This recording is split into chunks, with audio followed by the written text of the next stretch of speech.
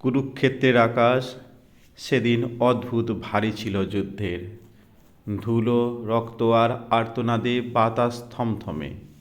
ঠিক আগের দিনই নিষ্ঠুরভাবে নিহত হয়েছে কিশোর বীর অভিমন্যু।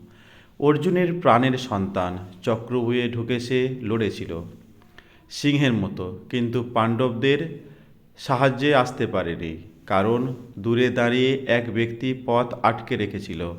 সে ছিল সিন্ধুরাজ জয়দ্রাথ। অভিমন্যুর নিথর দেহ দেখে অর্জুন স্তব্ধ হয়ে গিয়েছিলেন।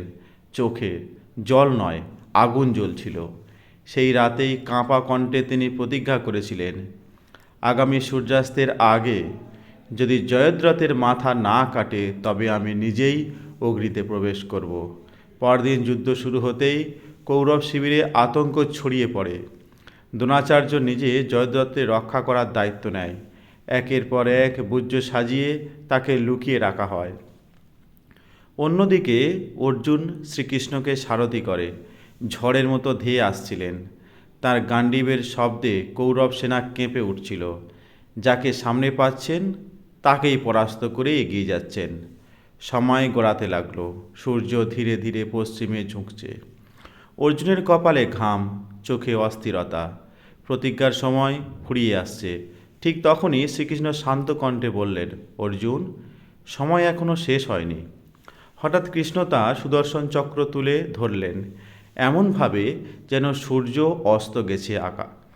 আকাশ অন্ধকার মনে হলো। কৌরবরা উল্লাসে চিৎকার করে উঠল, অর্জুন হেরে গেছে। এই আনন্দেই আত্মগর্বে অন্ধ হয়ে জয়দ্রথ লুকোনো জায়গা থেকে বেরিয়ে এলো। সে ভাবল, আজ সে বেঁচে গেছে।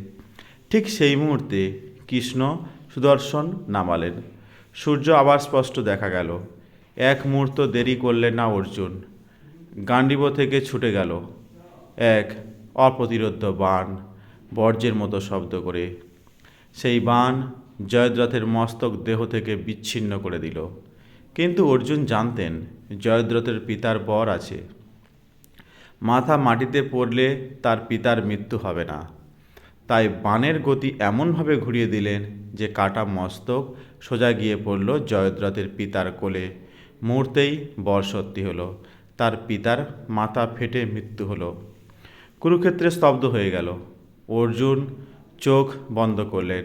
সন্তানের আত্মা শান্তি পেল। প্রতিজ্ঞা পূর্ণ হলো। আর সেই দিন অধর্ম বুঝে গেল, ন্যায় দেরি করতে পারে কিন্তু পরাজিত হয় না।